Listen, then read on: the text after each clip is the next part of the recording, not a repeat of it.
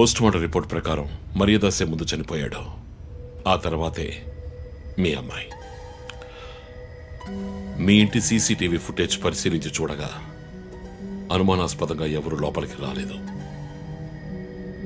కానీ ముఖ్యంగా మర్యాదాసు డెడ్ బాడీ మీ ఫామ్ హౌస్ లో దొరికింది. పార్టీ క్యాన్సిల్ అయితే ముందే చెప్పకర్లా? Big waste of time. కొత్త కార్లో టెస్ట్ డ్రైవ్ వెళ్ళామనుకుంటా పోలా.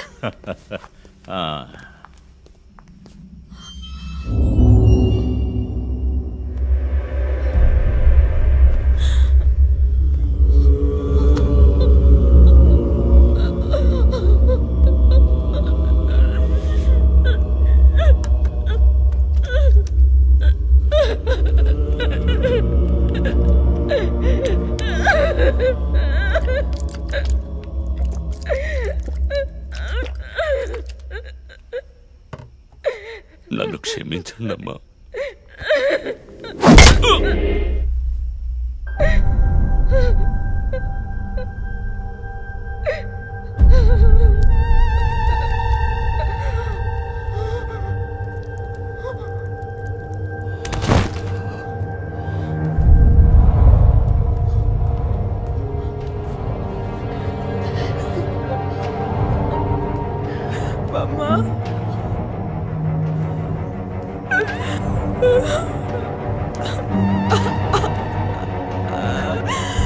Why did you do this, Papa? Why?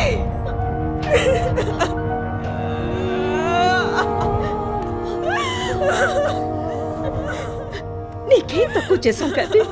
నీకేమైనా పిచ్చి పట్టిందా? చూడు, నువ్వు చిన్నపిల్లవి. నీ మంచి కోసమే చెప్తున్నాను. అంతా మేము చూసుకుంటాం.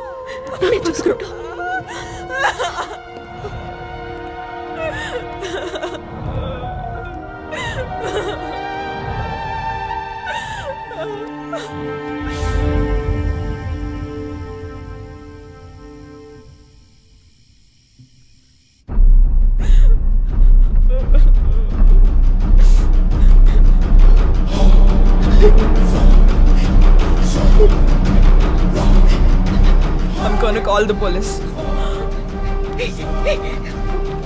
వద్దు. Ma, please leave me. వద్దు. Do something. Stop her. Kathy, Do police something. చెప్పొద్దు. Stop her. I told you to stop.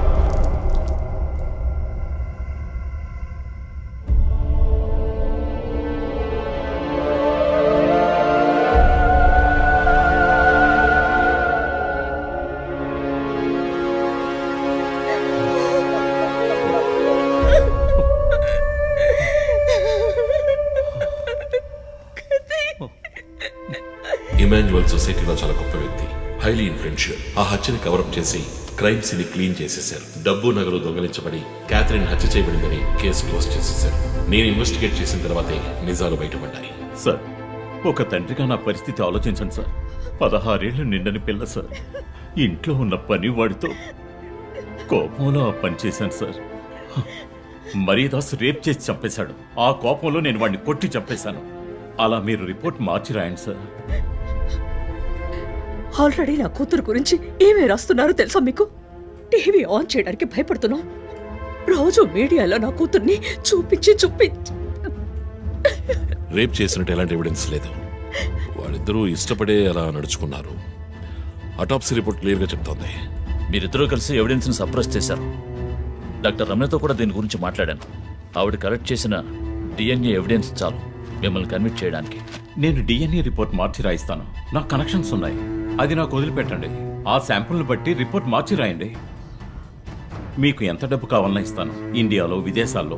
Just account number చెప్పండి. సార్, మేమిద్దరం సిటీలో లీడింగ్ ఆర్కిటెక్ట్స్. మా రెప్యుటేషన్ ఏం కావాలి? అవమానం సార్.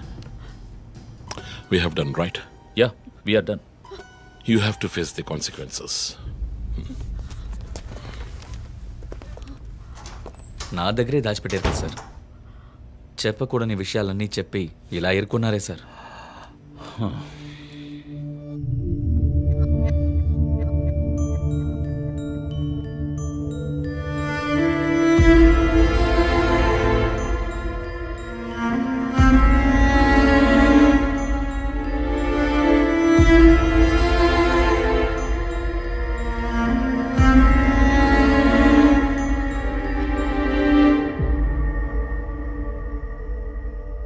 క్యాథరిన్ వయస్సు మనల్ని అర్థం చేసుకోలేదు.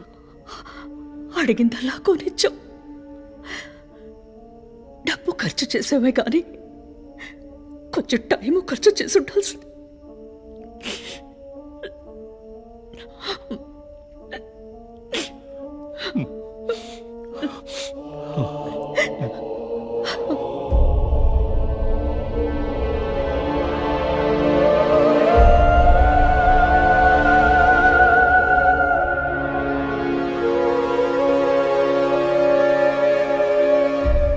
సో నీ థియరీ ఏంటి?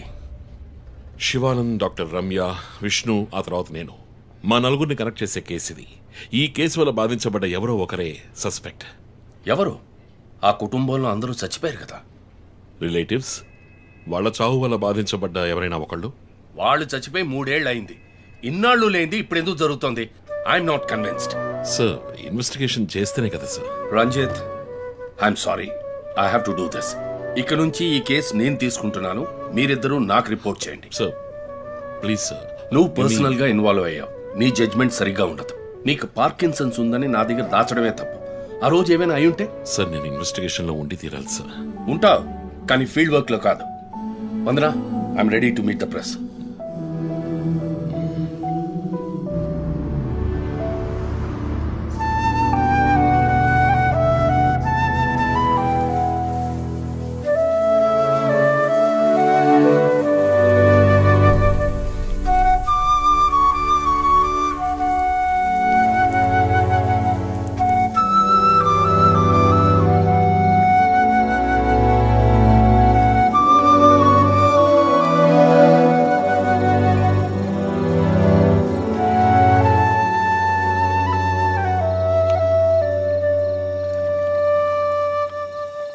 ఆయనయ్య పడుకోలేదా?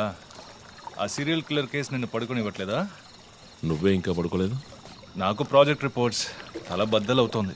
నీకో సీరియల్ కిల్లర్ ఉన్నట్టే నాకు ఆఫీస్లో సీరియల్ కిల్లర్ ఉన్నాడు. ఎన్నో ప్రాజెక్ట్స్, డెడ్ లైన్స్. నీకు అప్లై అయ్యే లాజిక్ నాకు అప్లై అవ్వాలి కదా. ఏమిటా లాజిక్? నిద్ర రాకపోతే 4 పెగ్గులు కొట్టే లాజిక్.